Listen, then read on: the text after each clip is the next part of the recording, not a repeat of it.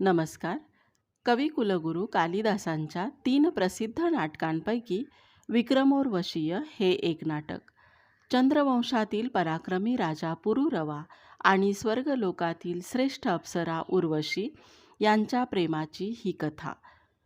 ही कथा तशी फार प्राचीन वेदकालातील आहे, परंतु कालिदासाने या कथेवर आपल्या प्रतिभेने भाषेचा साजशृंगार चढवून ती प्रेक्षकांपुढे ठेवली. काव्याचे सर्व गुण यात उत्तम रीतीने उतरलेले असल्यामुळे वाचकांनाही या नाटकापासून भरपूर आनंद मिळू शकतो. कालिदासाने या नाटकात दाखवलेल्या मनुष्य स्वभावाच्या सूक्ष्म छटा मन रमवणाऱ्या आहेत. तसेच पुरुरवा उर्वशीच्या विरहाने विलाप करीत असतानाची वर्णने कल्पनाविलासाच्या दृष्टीने खरोखरीच अप्रतिम आहेत. सादर आहे कविकुलगुरू कालिदासकृत नाटक विक्रमोर्वशीय. धावा धावा, देवांचा कोणी मित्र असेल त्याने आमचे रक्षण करावे. अशा किंकाळ्यांनी तो पर्वताचा प्रदेश गजबजून गेला होता. चंद्रवंशातील पराक्रमी राजा पुरुरवा आपल्या रथात बसून ह्याच वेळी तिकडून चालला होता. त्याच्या कानी या किंकाळ्या पडताच तो थबकला. सारथ्याला त्याने रथ त्या किंकाळ्यांच्या दिशेला वळवण्यास सांगितले. थोड्याच वेळात राजाला असे दिसून आले की गंधर्व लोकातील अप्सरांचाच तो आक्रोश होता. त्यांची मैत्रीण उर्वशी हिला तिच्या एका दुसऱ्या सखीसह कोणीतरी पळवून नेले होते. राजा पुरुरव्याची ओळख पटताच त्यांनी त्याला सारा वृत्तांत सांगितला. कुबेराच्या राजधानीहून परत येत असताना वाटेत केशी राक्षसाने उर्वशीला चित्रलेखेसह पळवून नेले आहे. तेव्हा आपण तिला सोडवून आणा अशी त्यांनी पुरुरव्याला विनंती केली. राजा पुरुरवा हा चंद्रवंशातील बुधाचा मुलगा. प्रतिष्ठान ही त्याची राजधानी. पुरुरवा मोठा देखणा आणि तसाच महापराक्रमी होता. त्याने काशीराजाची कन्या औशीनरी हिच्याशी लग्न केले. ही औशीनरीसुद्धा अत्यंत सुंदर होती आणि राजाचे तिच्यावर अतिशय प्रेम होते. पुरुरव्याच्या पराक्रमाची ओळख ज्या अप्सरांना होती त्यांना खात्रीच वाटली की हा आपल्या मैत्रिणीला सोडवून आणणार. त्यांनी तसे इतर अप्सरांना बोलूनही दाखवले. पुरुरव्याने देव व राक्षस यांच्या युद्धात यापैकी अनेक वेळा देवांना मदत केलेली होती. देवांसाठी इंद्राच्या बाजूने लढून त्याने अनेक राक्षसांचा पराभव केलेला होता. या त्याच्या पराक्रमामुळे व त्याने केलेल्या कामगिरीबद्दल इंद्र महाराज पुरुरव्यावर प्रसन्न होते. हेही त्यापैकी अनेक अप्सरांना माहीतच होते. त्यामुळे त्यांनी आपल्या इतर मैत्रिणींना सांगितले की तुम्ही मुळीच घाबरू नका, आपल्या मैत्रिणींना राजा इतक्यात सोडवून इथे आणील. त्याप्रमाणे घडलेही. केशी आकाशमार्गाने त्या दोन्ही सुंदर अप्सरांना घेऊन चालला होता. इतक्यात पुरुरव्याने येऊन त्याला गाठले. केशी हाही मोठा बलवान दैत्य होता. त्याने पुरुरवा आपल्या पाठीवर येत आहे असे पाहून त्या अप्सरांना आपल्या खांद्यावरून खाली उतरवून ठेवले व तो पुरुरव्याशी लढायला तयार झाला. राजाही सावध होताच. त्याने प्रथम बाणांच्या वर्षावाने त्याला हैराण केले आणि नंतर रथाखाली उतरून आपल्या वज्राने त्याने त्या दैत्याला ठार मारले. राजा पुरुरव्याचा हा विलक्षण पराक्रम पाहून उर्वशी अगदी चकित होऊन गेली. कारण केशी दैत्य म्हणजे एक मोठे प्रकरणच होते. पुरुरव्याच्या पराक्रमाबद्दल उर्वशीच्या मनात आदर उत्पन्न झाला आणि तसेच त्याचे रूप पाहून त्याच्याविषयी प्रेमही वाटू लागले. उर्वशीच्या सौंदर्याने राजाही तिच्यावर मोहून गेला होता. रंभा, मेनका इत्यादी इतर अप्सरा हेमकुटावर पुरुरव्याची वाट पाहत बसल्या होत्या. थोड्याच वेळात पुरुरव्याने केशीच्या तडाख्यातून सोडवलेल्या त्यांच्या दोघी मैत्रिणी उर्वशी आणि चित्रलेखा यांना त्यांच्यापाशी आणून पोहोचवले. अर्थातच सर्व अप्सरांनी त्याचे कल्याण व्हावे अशी इच्छा प्रकट करून म्हटले, महाराज, शेकडो कल्पांपर्यंत आपण पृथ्वीचे पालन करीत राहा. त्यांचे हे बोलणे होत आहे इतक्यात आकाशातून आणखी एक रथ वेगाने खाली आला. त्यातून चित्ररथ गंधर्व खाली उतरला. उर्वशीला केशीने पळवून नेल्याची वार्ता नारदाकडून इंद्राला कळताच त्याने उर्वशीला सोडवून आणण्यासाठी गंधर्वराज चित्ररथाला ताबडतोब सैन्यासह पाठवले होते. परंतु चित्ररथाला वाटेतच पुरुरव्याच्या पराक्रमाची हकीकत चारणांच्या तोंडून कळली. चित्ररथ व पुरुरवा यांचा जुना स्नेह होता. त्यामुळे त्याने पुरुरव्याला आग्रहपूर्वक म्हटले, तुम्हीच उर्वशीला बरोबर घेऊन आता इंद्र महाराजांकडे चला. इंद्र महाराजांची आपणही फारच मोठी कामगिरी केलेली आहे. त्यांच्यावर तुमचे हे मोठे उपकार आहेत. परंतु पुरुरव्याला राजधानीत काही महत्त्वाची कामे असल्यामुळे त्याने चित्ररथाच्या आग्रहाला विनयाने नकार दिला. एकमेकांचा निरोप घेताना उर्वशी लाजेने इतकी चूर झाली होती की राजाचा निरोप घेण्यासाठी तिच्या तोंडातून शब्दही फुटेना. तेव्हा चित्रलेखेनेच तिच्या वतीने राजाकडे मोठ्या गौरवपूर्वक निरोप मागितला. यावर राजा इतकेच म्हणाला, या, परंतु पुन्हा दर्शन घडावे अशी इच्छा आहे. उर्वशीला बोलवत नव्हते तरी तिच्या मनात राजा पुरुरव्याबद्दलचेच विचार चालले होते. चित्ररथाचा रथ तिला घेऊन निघाला तेव्हा अगदी अखेरपर्यंत ती राजाकडे सारखी वळून बघत होती. राजाही ती दिसेनाशी होईपर्यंत तिच्याकडे पाहत होता. नंतर तो मोठ्या जड अंतःकरणानेच आपल्या राजधानीकडे परतला. शरीराने तो राजधानीत आला खरा, पण त्याचे मन मात्र उर्वशीबरोबर गेले होते. राजाचे मन कशातच रमेना. त्याला सारखा उर्वशीचाच ध्यास लागला. त्याचे लक्ष राज्यकारभाराच्या गोष्टीकडे लागेना. तसेच विलासातही त्याला गोडी वाटेना. आपल्या विदूषक मित्राखेरीज राजाला आपल्या मनातील दुःख दुसऱ्या कोणापाशी बोलून दाखवणे शक्यही नव्हते, कारण ते होतेच तसे नाजूक. तरी पण महाराणीच्या स्त्रीदृष्टीने ती गोष्ट सुटली नाही. महाराजांच्या उदासपणाचे खरे कारण शोधून काढण्याची तिला उत्कंठा लागली व ते काम तिने आपली दासी निपुणिका हिच्यावर सोपवले. निपुणिका नावाप्रमाणेच खरीच निपुण होती. तिने ही माहिती काढण्यासाठी लगेच अचूक मनुष्य गाठला. राजा कोणतीही खाजगी गोष्ट विदूषक मानवकापाशी बोलणार आणि त्याच्या तोंडात तर तीळही भिजत नाही. निपुणिकेने मानवकाला जरा हरभऱ्याच्या झाडावर चढवताच त्याने चट सारे सांगून टाकले आणि तो वर असेही म्हणाला, काय करावे बुवा, महाराजांना या मोहातून सोडवण्यासाठी प्रयत्न करता करता मी अगदी थकून गेलो आहे. निपुणिकेचे काम झाले. तिने ताबडतोब जाऊन राणीच्या कानावर ही सगळी हकीकत घातली. पण राजा मात्र बेचैन होऊन गेलेला होता. उर्वशी आपल्याला पुन्हा कधी भेटेल याचाच विचार त्याच्या मनात चाललेला होता. त्या दिवशी राजाने राज्यकारभाराची कामे कशीबशी आटोपली व तो प्रमदवनात विश्रांतीसाठी येऊन बसला. बरोबर विदूषक होताच. वसंत ऋतू बहरला होता. लतावृक्ष वसंताच्या नव्या देणग्यांनी नटली होती, परंतु राजाला मात्र त्या कशातच गोडी वाटत नव्हती.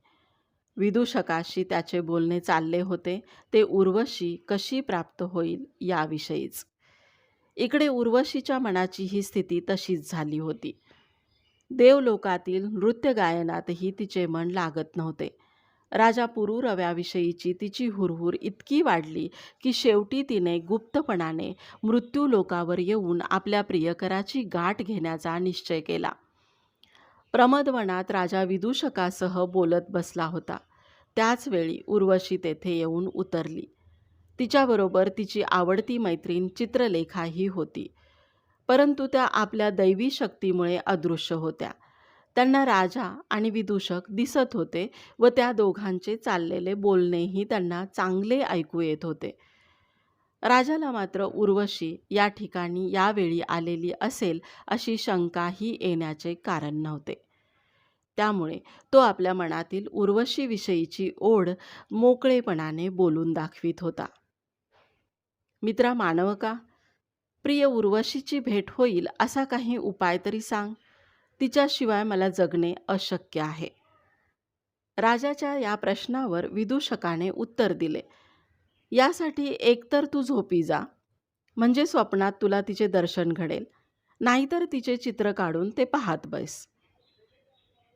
नाही रे मित्रा, विरह दुःखामुळे झोप अशक्य आहे आणि दुःखाश्रूंनी डोळे सारखे भरून आल्यामुळे चित्र काढणे दुरापास्त आहे.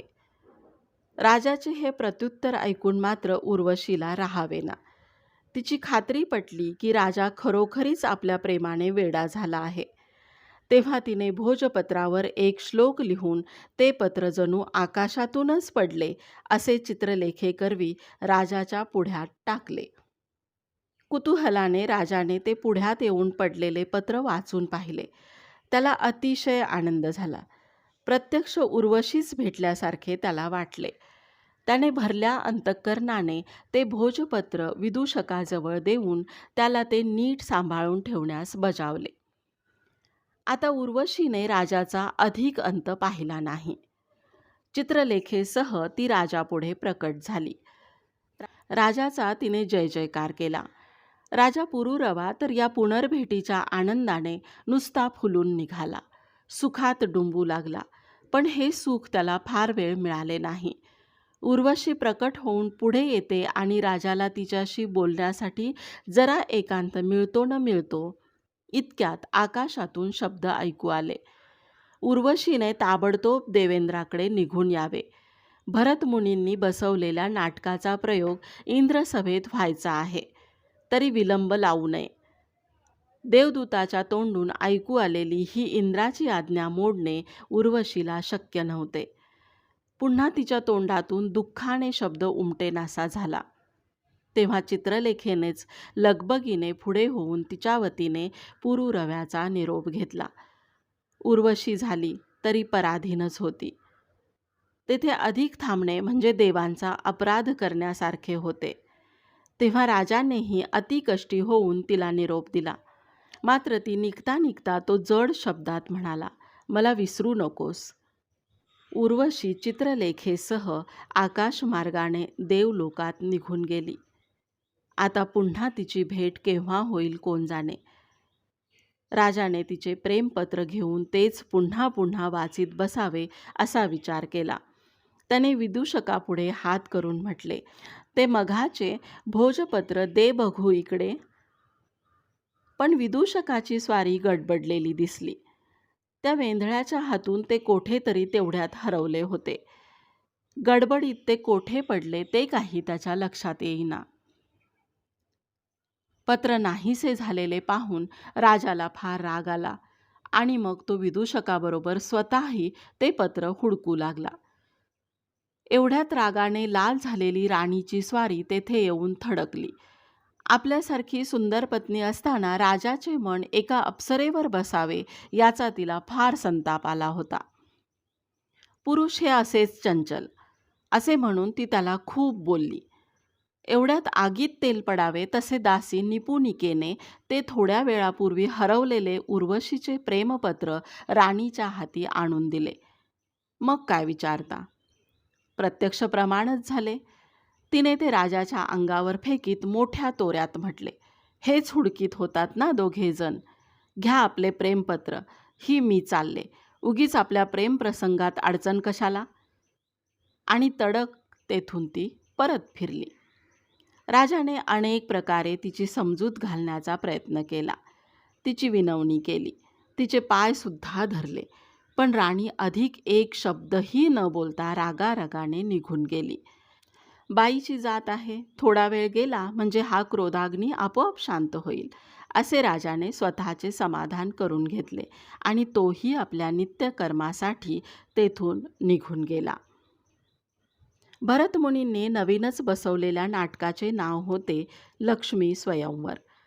त्याची पद्यरचना स्वतः सरस्वतीने केलेली होती.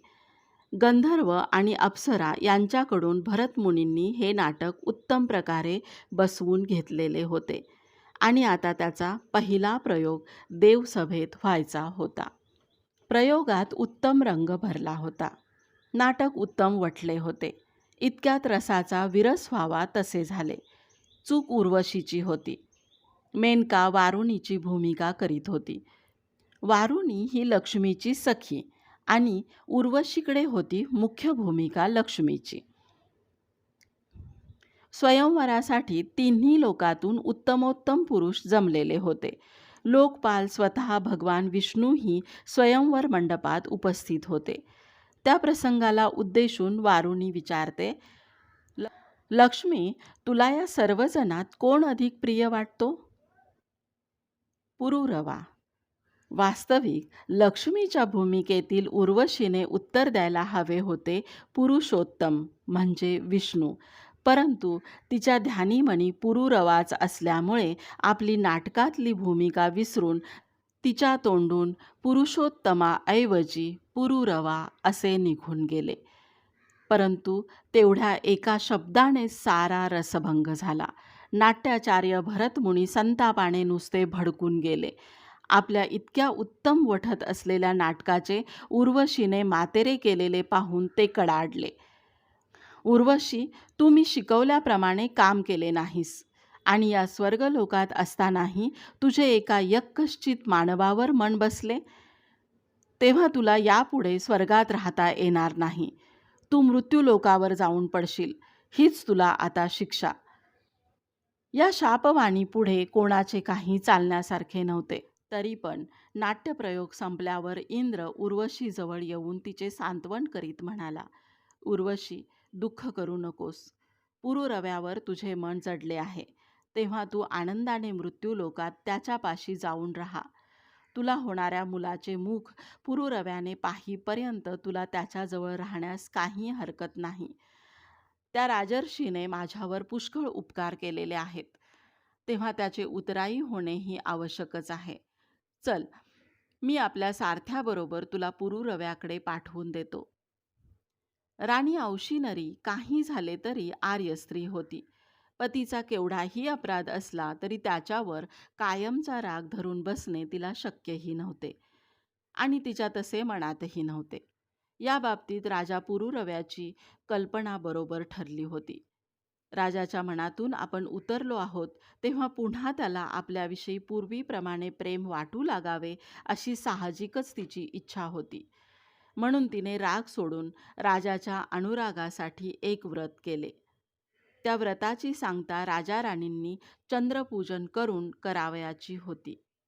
त्यासाठी राणीने उत्सव जिथे चालू होता त्या मणिहर्म्य भवनात राजाने यावी अशी विनंती करणारा निरोप कंचुकीच्या हाती पाठवला. राजाचे मन उर्वशीवर गेले होते हे खरे असले तरी त्याचा अर्थ राणी त्याला अप्रिय झाली होती असा नव्हता. त्याचे राणीवर पूर्वीप्रमाणेच प्रेम कायम होते. त्यामुळे राजाने राणीच्या आमंत्रणाचा ताबडतोब स्वीकार केला आणि तो तिच्या उत्सव प्रसादाला आला. दोघांची एकमेकांशी प्रेमाची बोलणी झाली व एकमेकांच्या मनातील राग नाहीसा होऊन गेला. चंद्रपूजन यथासांग पार पडले. तेव्हा राजा आपण होऊन म्हणाला, मी तुझा त्याग करीन ही भीती अगदी सोडून दे. मी तुला वचन देतो की काही झाले तरी मी तुला दूर करणार नाही आणि तूच माझी पट्टराणी म्हणून राहशील. तसेच माझ्या तुझ्यावरील प्रेमातही कधीही अंतर पडणार नाही. राणीला ते आश्वासन ऐकून फार समाधान वाटले. आपल्या व्रताचे फळच लाभल्यासारखे तिला झाले. त्या आनंदाच्या भरात पतीला आनंद व आरोग्य लाभावे म्हणून तिनेही सांगून टाकले, चंद्र व रोहिणी यांच्या साक्षीने मी आज महाराजांना प्रसन्न करून घेत आहे. आजपासून महाराजांचे मन जिच्यावर बसले असेल आणि जी स्त्री महाराजांशी विवाह करू इच्छित असेल तिच्याशी मीही प्रेमाने वागेन. राजाला राणीचे हे वाक्य आवडले असले तरी तसे त्याने वरून दाखवले नाही. म्हणजे तू मला इतका प्रेमवेडा झालेला समजतेस की काय, असे राजाने त्यावर हसून म्हटले. परंतु राणीने गंभीरपणाने एवढेच उत्तर केले, ते तुमचे तुम्ही पहा. मी जे व्रत करण्याचे ठरवले होते ते पुरे झाले आहे खरे. आणि असे म्हणून ती आपल्या अंतःपुराकडे निघून गेली. पण राजा राणीचे हे संभाषण सुरू होण्यापूर्वीच उर्वशी वास्तविक तिथे येऊन पोचली होती. नेहमीप्रमाणे चित्रलेखाही तिच्याबरोबर होतीच. परंतु अदृश्यपणाचे आवरण त्यांनी घेतले असल्यामुळे त्या कोणालाही दिसत मात्र नव्हत्या. राणीने राजाला दिलेले आश्वासन तिने नुकतेच प्रत्यक्ष ऐकले होते आणि आता राणी तेथून निघूनही गेलेली होती. त्यामुळे आता प्रकट व्हावयास काही हरकत नाही असे समजून उर्वशीने चित्रलेखेसह पुरूरव्यापुढे प्रकट होण्याचे ठरवले. इतक्यात राजा विदूषकाकडे पाहत म्हणाला, "मित्रा माणकवा, यावेळी उर्वशी जर येथे असती तर किती छान झाले असते नाही?" उर्वशीला आणखी काय पाहिजे होते? तिने पटकन जाऊन राजाचे डोळे झाकले. राजाने तिची नाजूक बोटे व कोमल स्पर्श ओळखले. दोघांनाही अत्यानंद झाला. राजाने तिला आपल्या शेजारी बसवून घेतले आणि उर्वशीही पत्नीच्या अधिकाराने त्याच्याजवळ निसंकोचपणे बसली. चित्रलेखेने राजाला सांगितले, "इंद्राच्या आज्ञेनेच माझी ही मैत्रीण मी आपल्या हाती सुपूर्त करीत आहे. तिचे रक्षण उत्तम प्रकारे करा, नाहीतर भिवून ती स्वर्गात परत जाईल."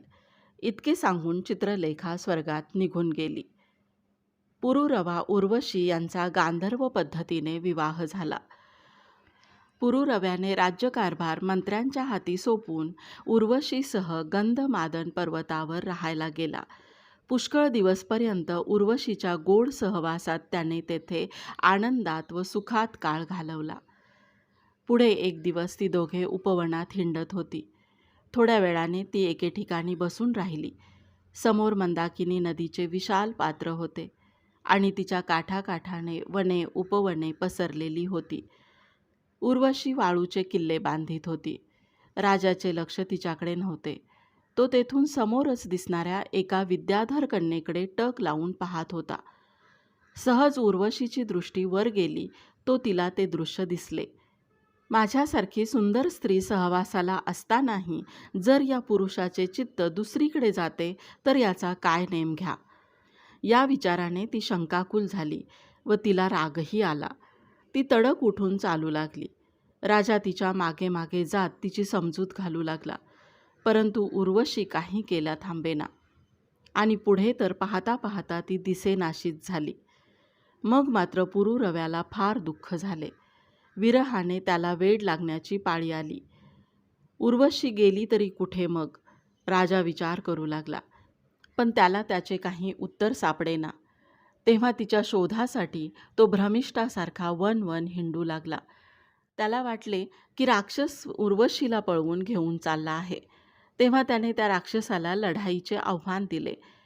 पण मग त्याच्या लक्षात आले की आपण ज्याला राक्षस समजलो तो खरा राक्षस नसून तो मोठा थोरला काळा ढग आहे आणि जे आपण राक्षसाचे धनुष्य म्हणून समजलो ते तर खरे इंद्रधनुष्य आहे.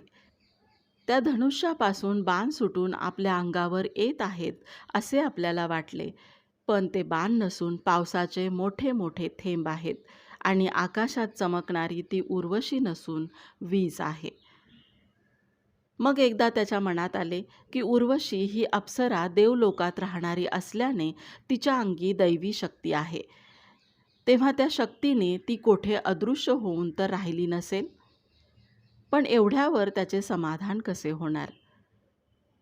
"मोरा, माझी प्रिया पाहिलीस का रे तू कुठे?" राजा पुरूरवा उर्वशीच्या विरहाने इतका वेडा बनला होता की हा अमानवी प्राणी आपल्याला उत्तर देऊ शकणार नाही हेही त्याच्या लक्षात आले नाही. मोरापासून दूर होऊन मग तो मधुरकंठी कोकिळेसमोर येऊन उभा राहिला.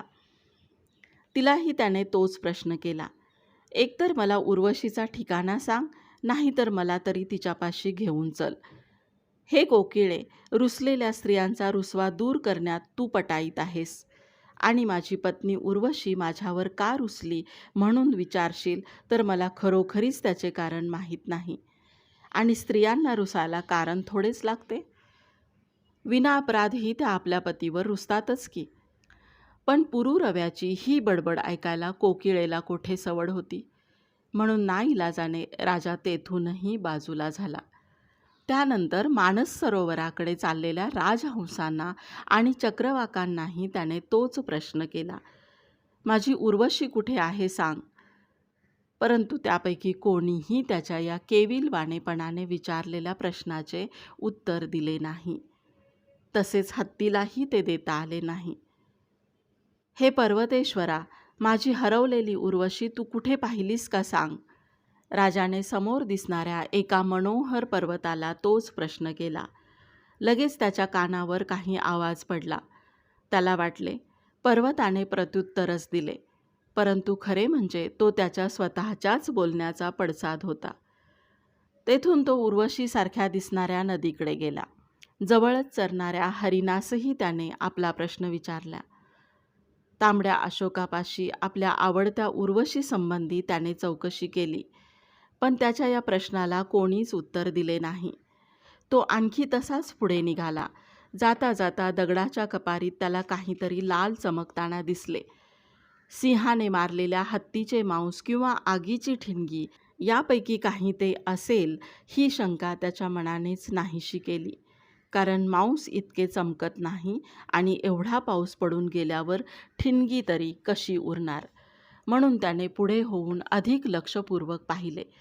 तेव्हा त्याला दिसून आले की तो एक लाल हिरा आहे. परंतु तो हिरा हातात उचलून घेताच त्याच्या लक्षात आले, या हिऱ्याचा आता आपल्याला काय उपयोग.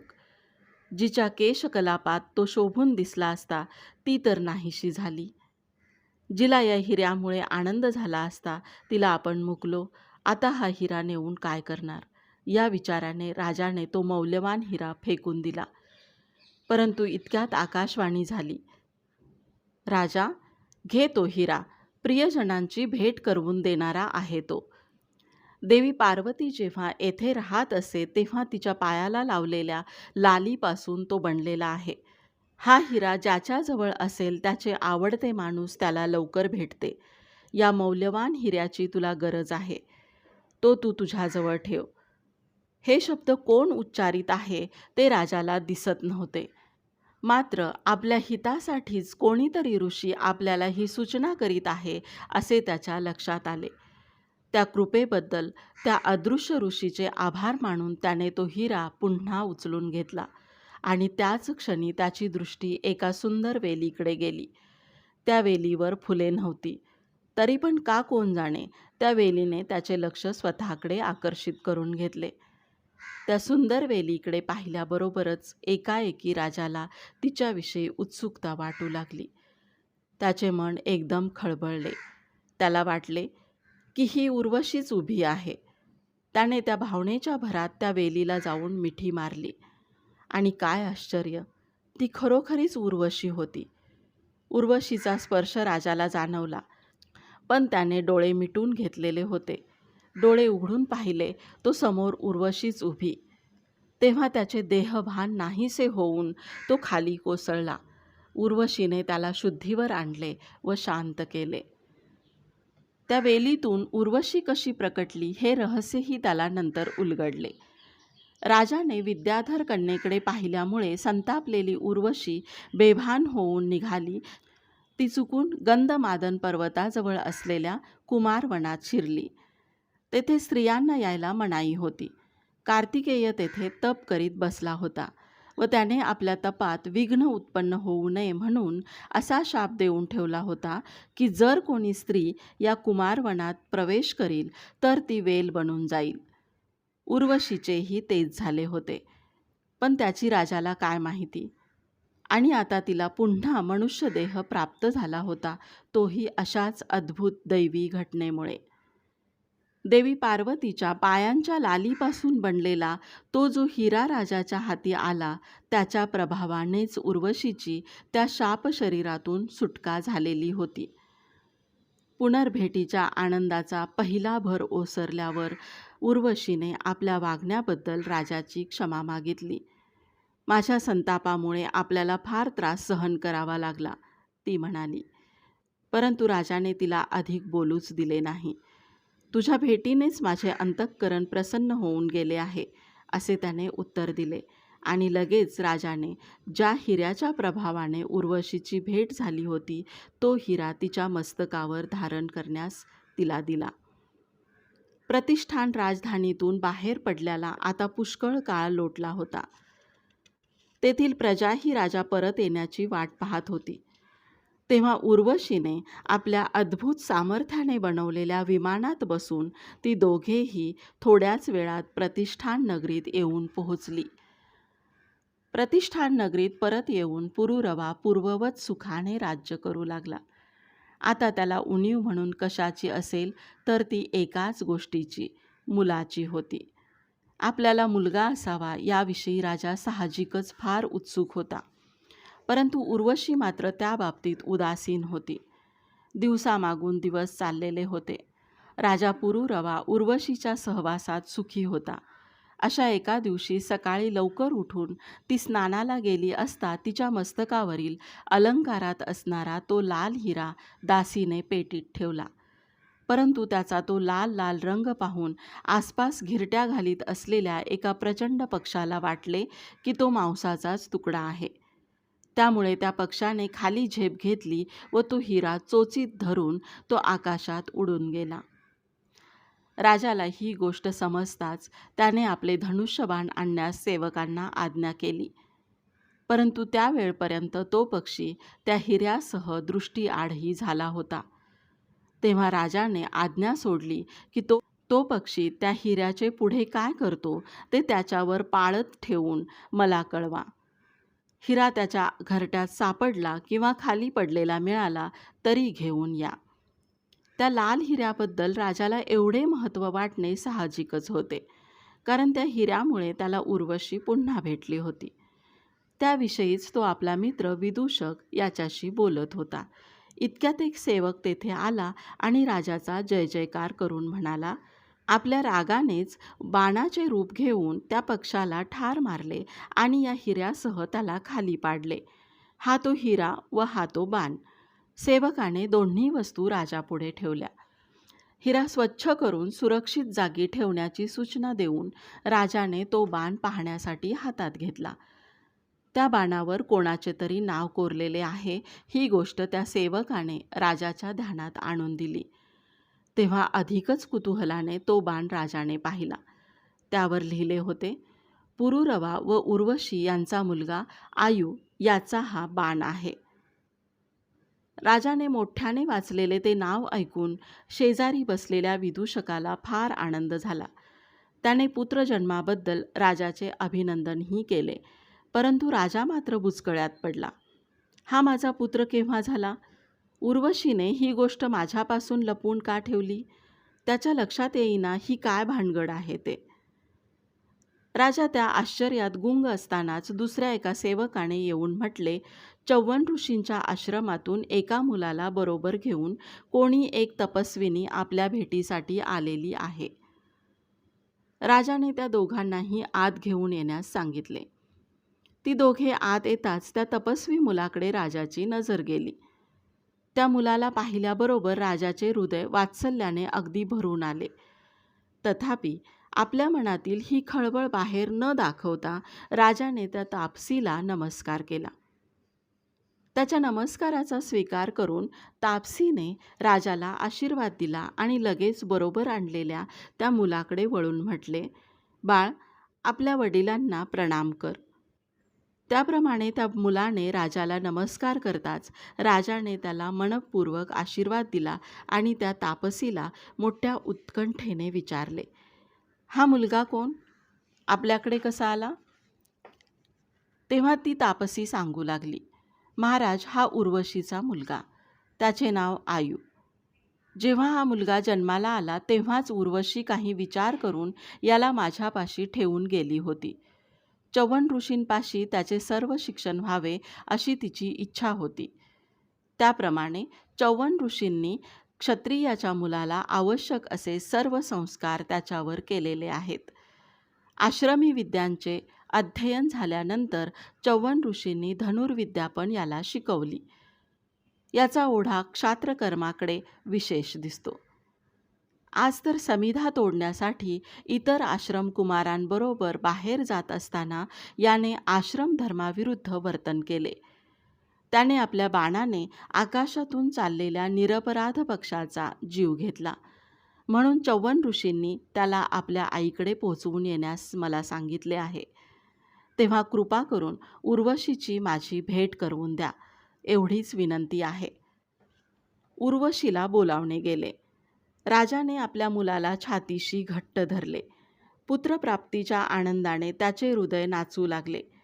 उर्वशी आली व प्रथम ते दृश्य पाहून ती बुचकळ्यात पडली. परंतु तापसीची ओळख पटताच तिच्या ध्यानात सर्व प्रकार आला. उर्वशी पुढे येताच आयूनेही तिला गळामिठी घातली. तिचे डोळे भरून आले. महाराज, आपण मला क्षमा करा. हे रहस्य मी आजवर मुद्दामच आपल्यापासून लपवून ठेवले होते, असे म्हणून उर्वशीने मागील हकीकत त्याला सांगितली. आपण यज्ञ समारंभासाठी नैमिषारण्यात गेला होता तेव्हाची ही गोष्ट आहे. तेव्हा हा पुत्र जन्माला आला, परंतु मी ती गोष्ट आपल्या कानापर्यंत येऊ दिली नाही. त्याचे कारण असे आहे, पूर्वी एकदा इंद्रसभेत आपल्यावर प्रेम करण्याच्या अपराधाबद्दल भरतमुनींनी मला शाप दिला होता. मी स्वर्गात न राहता मृत्यूलोकावर येऊन पडेन. त्यावर इंद्र महाराजांनी मध्यस्थी करून असे सुचवले की राजाला पुत्रमुख दिसेपर्यंत तू मृत्यूलोकावर राहशील. मी जर पुत्रजन्माची वार्ता आपल्या कानावर घातली असती तर मुलाला पाहण्याचा हट्ट आपण धरला असतात व मी आपल्या सहवासाला अंतरले असते.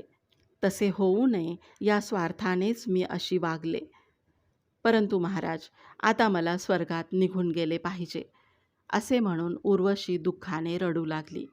सर्वांनाच वाईट वाटले. राजा तर मूर्छित होऊन पडला. शुद्धीवर आल्यावर त्याने आपला विचार प्रकट केला की मुलाच्या नावाने राज्यभार सोपवून आपण तपश्चर्येसाठी वनात निघून जाणार. परंतु इतक्यात नारदाची स्वारी तेथे येऊन पोहोचली. नारदाची पूजा करून राजाने त्याला योग्य आसनावर बसवले. राजा, मी इंद्राकडून निरोप घेऊन आलो आहे. त्याला दैवी शक्तीने कोणाच्या मनात काय चाललेले आहे ते समजते. तू मुलावर राज्यकारभार सोपवून वनात जाण्याच्या विचारात आहेस, हे त्याला समजल्यावर त्याने मला तुझ्याकडे पाठवले आहे. इंद्राचा तुला असा निरोप आहे की त्रिकालज्ञ मुनींची अशी भविष्यवाणी आहे की देवदानवांचे फार मोठे युद्ध पुढे होणार आहे. तुझ्यासारख्या पराक्रमी सहाय्यकाची आम्हाला अत्यंत गरज आहे. तेव्हा तू इतक्यातच राज्यत्याग करून वनात जाऊ नयेस. उर्वशी आयुष्यभर तुझ्यापाशी राहील, तशी इंद्राची आज्ञा आहे. इंद्राकडून आलेला हा निरोप ऐकून सर्वांनाच आनंद झाला. राजाने तपाला जाण्याचा बेत रहित केला. आयू युवराज पदाला योग्य झाल्यामुळे इंद्राकडूनच त्याला यौवराज्याभिषेक करण्यासाठी सामग्री आलेली होती. तेव्हा आयूला यौवराज्याभिषेक करण्यात आला. युवराज आयूने सर्वांना नमस्कार केला व नंतर तो उर्वशीच्या सांगण्याप्रमाणे महाराणी औशीनरीला नमस्कार करण्यासाठी आपल्या आईसह निघाला. राजाही त्याच्याबरोबरच आपल्या आवडत्या राणीला भेटण्यासाठी निघाला. तेव्हा नारदाने विचारले, राजा, इंद्राने तुझी आणखी कोणती इच्छा पुरी करावी? राजाने नम्रपणे सांगितले, इंद्राच्या प्रसन्नतेपलीकडे मला काय हवे असणार. तथापि मी इतके मागतो की लक्ष्मी व सरस्वती या नेहमी एकमेकींशी फटकून राहणाऱ्या दोघींनीही सज्जनांच्या हितासाठी एकत्र मिळून राहावे. सर्व संकटे नाहीशी व्हावीत, सर्वांचे मनोरथ पूर्ण व्हावेत आणि सर्वत्र सुखच सुख असावे.